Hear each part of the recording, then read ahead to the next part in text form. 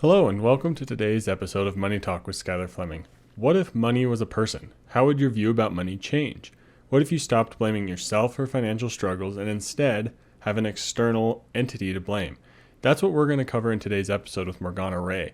She's been a coach helping people over the past 30 years or so, and her story today comes from hitting rock bottom, and then she was asked to dive into viewing her money as a person, which led her to overcome her financial stress and see a lot of success in her life.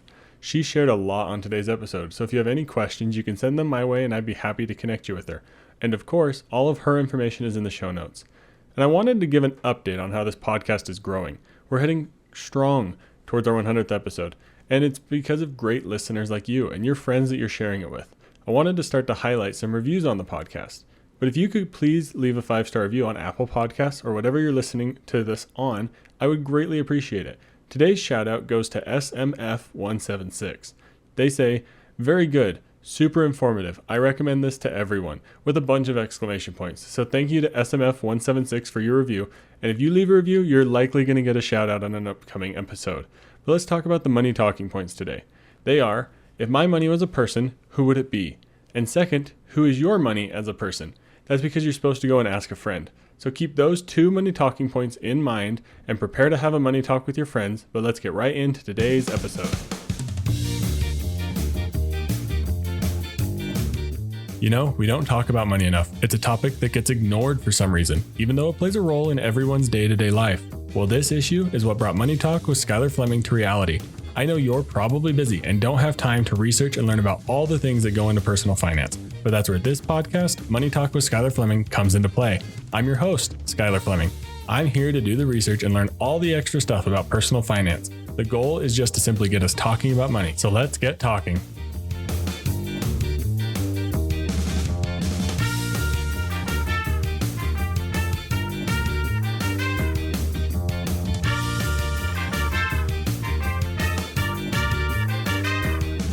Welcome everybody to today's interview. Today I have Morgana Rae with me, and we're going to be talking about looking at as if money was a person, which I thought was a really interesting idea. Morgana, can you go ahead and introduce yourself a little bit? Hi, my name is Morgana Rae. I have been a life and business coach for close to 30 years, literally 29 years this month.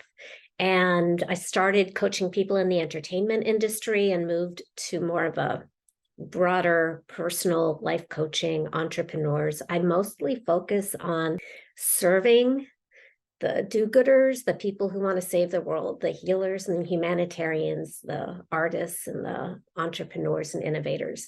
I find as a human being who coaches human beings that money tends to be the number one obstacle and excuse for everything we can't have, do, or be. So that's the pain door that I usually begin with, so that we can get the money problem out of the way and we can focus on what really matters, which I believe is love, lifestyle, and legacy. Yeah, that's awesome. That's a really good approach. I like that because typically money is something that causes so much stress, causes a lot of emotions, and it just, like you said, it always feels like it's just in the way. But your approach and the idea of money as a person, and maybe to think of our relationship in that way with money, it really interested me. Can you expand on your view of money as a person? Sure. Well, first of all, I never set out to be a money coach. I'm a life coach. I got a degree in religion. I've been always, fascinated by the human condition. And how I ended up where I am doing what I do is by being a really spectacular failure with money. Even when I had celebrity clients and mountains of testimonials and beautiful marketing and the website and the brochure, I've been around so long. We had brochures back then, business cards, public speaking, blah, blah, blah, blah, blah. People who wanted to hire me. Somehow, at the last moment, something in me would drive them away, and I had no idea what was happening or why. So I would take more classes, more marketing classes, more business classes. I would go to psychic healers because I live in LA and we have tons of those. I had vision boards and mantras and all of it, and nothing was helping. And I had just taken a class on overcoming sales objections, where you learn the magic words for what to say when people say, I can't afford it. And I'm such a good student that 7 people in a row, I overcame their objections. And 7 people in a row did not show up for our first session and did not pay me. And that was when I lost my last gasp of hope. And when you lose hope with money, it's like, how are you going to live? It's an existential crisis. It's like, I don't get to live. It's terrifying and heartbreaking and rejecting and infuriating and all of that. And I sunk really hard, really immediately. I had a call with my coach the next day, which, if you think about it, is crazy because I didn't tell you how bad it was. At my lowest point, I was struggling to make $100 a month living in Los Angeles. Beat that, don't. But that was where I was. And I still had a coach. And remember, I had done all the affirmations, all the meditations, all of the, the person waves their hands and changes your money DNA, all the business stuff. And I was doing all of it and nothing was shifting. And I was working with this coach doing everything he told me to do. Nothing was shifting. And in that moment, he asked me this weird question that he had never asked anybody before, and it completely changed my life. He asked me at that moment of despair, if my money was a person, who would my money be? And instantly, I saw who my money was at that moment in March of 2003. And at that moment, my money was this big, tall, scary, violent, dirty biker type dude who caused fights and wanted to do me harm and was really dangerous. And that was my big aha moment, because suddenly it made sense that no matter what I did and how consistently and how I could do all the right things forever, but subconsciously, 99% of me was keeping distance from money for safety. And there are lots of good reasons if you dig into my history, but I wasn't aware of it until I made it a person, because you and I, Skylar, we could talk about negative beliefs about money for years and it would be very interesting and nothing would change because it's all intellectual. It's all abstract. But when you make money a person, it becomes real. And that's when you find out, that's the language of the subconscious. And that's when you find out what is actually going on there. And that's how you speak with the subconscious. Our conscious mind is like the captain of the ship. Captain wants to go to Alaska. Crew, which is the subconscious, is going to Tahiti. The ship is going to Tahiti. So we have to talk to our crew, our subconscious. So I have this big, scary, dirty, violent biker dude. No offense to bikers. Bikers are fine. It was this one. And it was clear there was no way that I could have money in my life if it was this guy. So I had to get rid of him. I had to end that relationship. If you're a human being listening to this show, and I think you are, and you have ever had a bad relationship that you ended, that becomes a very useful skill. I've since, through coaching thousands of people who have made millions upon millions of dollars, I have refined it. Now it's more nuanced, and I would actually say destroy the monster. But I'm jumping ahead of myself. At the time, I was like, broke up, got rid of the monster, new problem. I live in LA and I have no relationship with money. Didn't want the monster to come back. So I'm thinking to myself very quickly, okay, who could I have in my life so much that I would want this person, even if it's money, which meant that it had to be safe. The person had to be wonderful, had to be completely different from the past relationship. And when I asked myself that question, I instantly thought of this tall, dark, handsome, romantic, imaginary guy. And by the way, if you're listening or watching, I'm not sure if we share the video of this, I am a really bad visualizer. So if it's not coming instant and easy for you, you are normal. That's fine. It was because in that moment, I was starting from such a place of acute pain and I was so suggestible and it just fell into place really easily. It doesn't usually. And if you're not an easy visualizer, that's okay. There are other ways to flesh out the monster and then what we replace it with, which is what I call the honey, the money monster and the money honey. So I'm asking myself, who do I want? And I see this beautiful, handsome, cute, clean cut, gorgeous guy who is dressed up in a tuxedo, holding a bouquet of red flowers and in love with me. Totally different experience. Like this was someone who I could love and appreciate for his own self. And the fact that he was my new relationship with money, the decision that he was my new relationship with money is sort of almost an afterthought. The love has to come first. Your brain and your actions will always follow your feelings. So cute guy wants to be with me. He's going to be my new money and he wants to be with me. Again, when you make something a person, it becomes so much more real than an idea of money. It doesn't exist in the natural world. It's invented. So let's make it something real. I find that having money be a lover archetype works really, really well for clients because lovers are equal.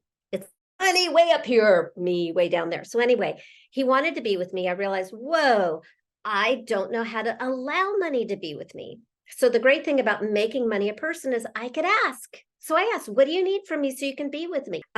By the way, asking, what do you need from me to be with me is a very different question than what do you need from me to love me? Love is unconditional. You don't have to do anything to earn this new entity's love. By definition, your money honey, by definition, loves you. And loves you and chooses you more than anybody else in the world. If not, it's not a money honey. It's still a monster. Go back and kill the monster. So love is unconditional. Presence is not. We have bodies, so we have the power. We can always close the door and push money away, which I was very good at doing. So I asked money, what do you need from me?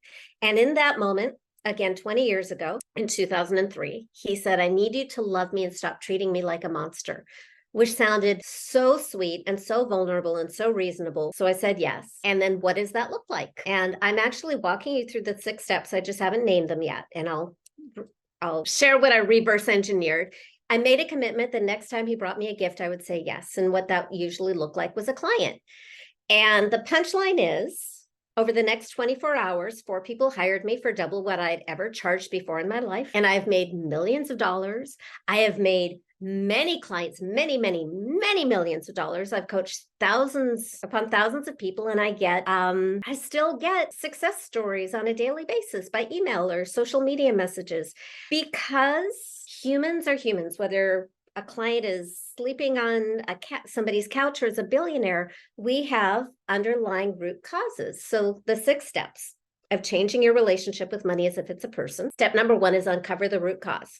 The root cause of money drama is never about money. Money is the symptom. The cause is anything in your life, especially if it doesn't look like it has to do with money, because our subconscious is all very symbolic. But anything that has ever made you feel unloved, unworthy, unsafe, or powerless. Because money represents love. Are you wanted? Are you worth? Are you valued? Safety. Do you have a right to exist? Power or lack of power. So that's the root cause. Dig up that stuff, get enough energy and upset going, and then blame it all on some outside entity. Do not blame it on yourself. Do not blame it on your parents. Maybe your monster used your parents if you had monstrous parents, but because I say don't blame it on that, we want to make it some imaginary external person, make it as real, not cartoonish, make it as real and believable and completely awful. And that's step number 2, personify the root cause as your money monster. Step number 3, annihilate it, obliterate it, get rid of it by any means necessary. It's your imagination. Blow it up. Just only one of you gets to survive. If we're going to get Freudian, we could call the money monster your death wish. But you're going to choose yourself, destroy the monster. When it feels completely gone, then you can meet what is left. And what is left is love. And it's going to feel like a person who loves you, whether it's a lover or just some sort of partner who believes in you and loves you. And we're going to call it money because money is that area of life that needs our love and healing desperately. Then that's step number 4, meet your money honey. Step number 5, have a conversation with your money honey. Steal my first question. What do you need from me to stay with me? It's such a great way to get good information because you're not thinking with your neuroses. You're thinking outside your neuroses with like it's a brain hack to your genius zone frontal lobe, because your money honey doesn't have any of your anxieties. So you can see yourself through the eyes of love and get such good information. Of course, it's coming from you, but it's also coming from this sort of yes. And then this is the final step. Step number 6 is concrete, measurable action. Action is magical. If you want physical, real world results, you have to do something physical and real world just to let yourself know that a change has happened. And that when you make a commitment, you keep your commitment, and that solidifies your own feeling of worthiness. And it makes you feel safer in the world. And that's when really weird things happen. Like Katie Curtin in Toronto, she made a commitment. It wasn't about money. Her commitment, her money honey wanted her to go skating in December when it's really super cold. They tell me, because I live in Los Angeles, how would I know? And day number one, she didn't do it because she was so worried about money and she's trying to make money. Nothing changes. Day number two, she doesn't do anything because she's so worried about money and she doesn't want to be irresponsible. Nothing changes. Day three, she goes skating with her 10-year-old son. They have this amazing heart connection. She goes home, she gets a phone call and receives $10,000 without asking for it. That's just the one that I remember right now. But I have hundreds of these and they still are not ending. And you can just read so many testimonials on my website, people in their own words. Fantastic. Yeah, I think that was a lot. That was fantastic. I love that. That was a lot of great information about this outside external approach to money. One of the things that I caught from it is that thinking about money in a better light really just opens up your mind to so many more opportunities, where you're not like so strictly focused on this bad guy, like you were saying. You're not so strictly focused on it. You're focused on maybe those good times, like your story you shared. And you need to face the bad guy first, because you're not mistaken. I believe change happens at the speed of safety. That's like my favorite thing to say. Change happens at the speed of safety. If change isn't happening, something isn't safe yet. So we can, that's why affirmations, and there was a study in 2008 by the University of Wales saying affirmations don't work. I would say, well, they don't work if you don't believe them. If there's something you're protecting yourself from, it's like you have to suck out the poison before you slap on the Band-Aid. So instead of ignoring the monster in the room, get super focused on the monster in the room. This is why I call the process alchemy, financial alchemy. Alchemy is the transmutation of lead, as in lead in human experience, into gold, spiritual and physical. And you want the bad experience is like fuel, like a slingshot. And it's when you stretch into really facing the monster that is there already, it creates this tension that leverages you so that you can catapult into where you want to be and you can rewire your brain. So you want to light up the neurology and really feel before you think, because that's what will lead to different results. We want to just rewire you. Money is a trigger. So when it's a trigger for fear, scarcity, feeling bad about yourself, feeling resentful, feeling bad about the world, it's a trigger. So we want to really explore it, expand it, and then change it. Awesome. Yeah, I think there's a couple questions there to ask. I think we've covered them pretty well. So maybe we'll just go through them. We'll go through them quickly. No, you're fantastic. I love the passion. I can feel that you're motivated about this process. So maybe let's just go through some of these quickly, and then people can go back through this episode as well if they want to maybe hear it more in a little bit of depth. But the 6 steps, can you go over those again real quick to changing our money relationship? Oh, yes. Okay. First step, uncover the root cause. The root cause of money drama is never about money. Money's the symptom. The root cause is anything that has ever made you feel unlovable, unworthy, unsafe, or powerless. Look at accidents, illnesses, violence, heartbreaks, kids who rejected you at school. That kind of stuff is really golden. That's step 1, uncover the root cause. When you have enough of the root cause to go, wow, life really sucks and I'm feeling it right now, then you blame the root cause by personifying it, making it a person, an imaginary person who is all bad, not good, wants to harm you. Step number 3 is you destroy the monster. You have a choice. Only one of you gets to survive. Choose you, annihilate the monster, leave no bloody bits.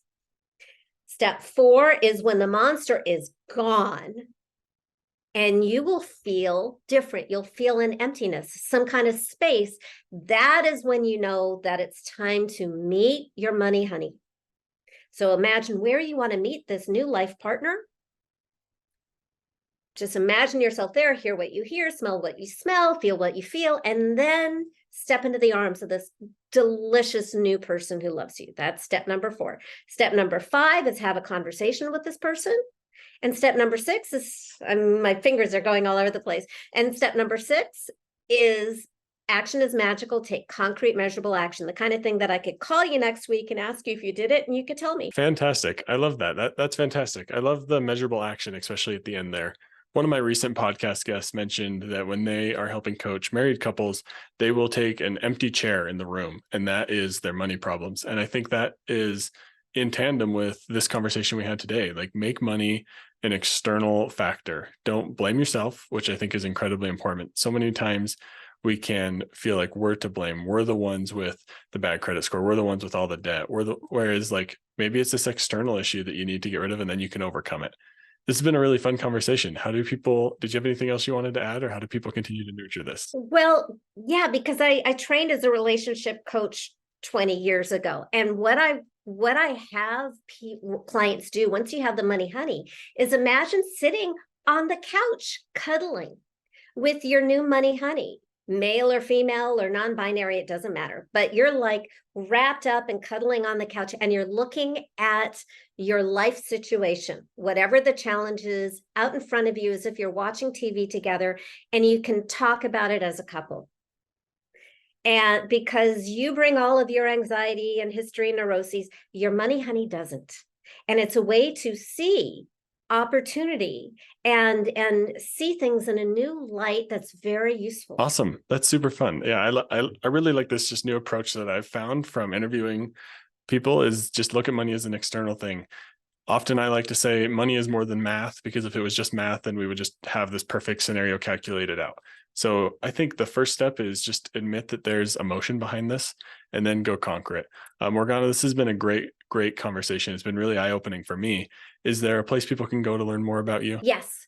Go to morganarae.com. It's just my name as one word.com. I've got quizzes, articles, videos, all sorts of easy ways to dive in deep and get your questions answered and make this work for you. Awesome. Fantastic. Of course, there will be links in the show notes. And if you have any questions, please reach out to her, or I'd be happy to forward your questions along. But Morgana, thank you for coming on today's episode. This was a ton of fun. Thank you, Skylar.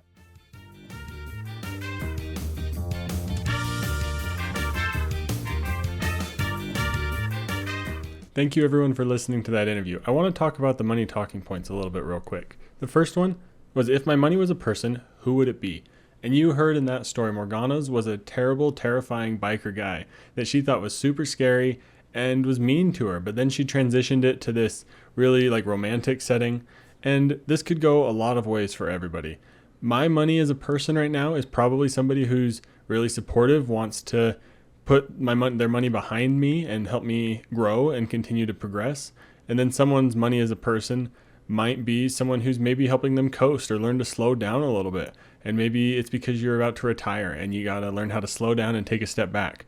But also maybe you're just getting into your career. So your money's a treasure trove of opportunity. It's someone telling you to explore all of the great things out there, do everything that you want to do.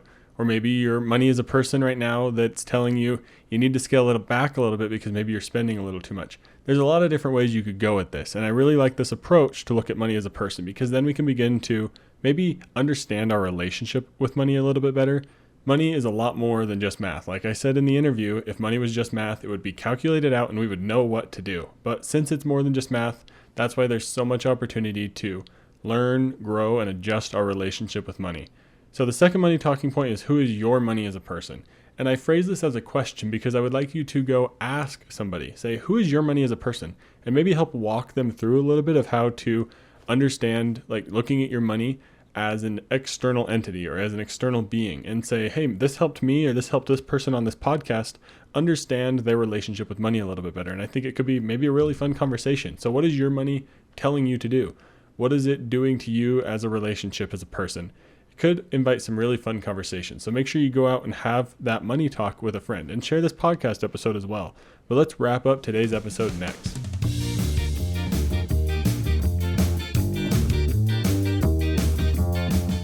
Thank you so much to Morgana Rae for coming on today's episode. It was a great one, and be sure to share with a friend, especially as we're approaching our 100th episode. Also, be on the lookout for me going on as a guest, which means I'm going to share it on social media. So make sure to follow us on social media. It's Money Talk with Skylar Fleming on every platform, or moneytalk.skylarfleming if you're searching for my username. But thank you again to Morgana for coming on today's episode. All of her information is in the show notes. And remember, please leave a 5-star review on whatever platform you're listening to this on. It's very likely you're going to get a shout out in an upcoming episode. But thank you for listening to today's episode of Money Talk with Skylar Fleming. I'm your host, Skylar Fleming. Have a great week. Thank you for listening to Money Talk with Skylar Fleming. This show is provided for informational and entertainment purposes and may not be specific to your unique situation. Please be sure to do additional research before making any financial decisions.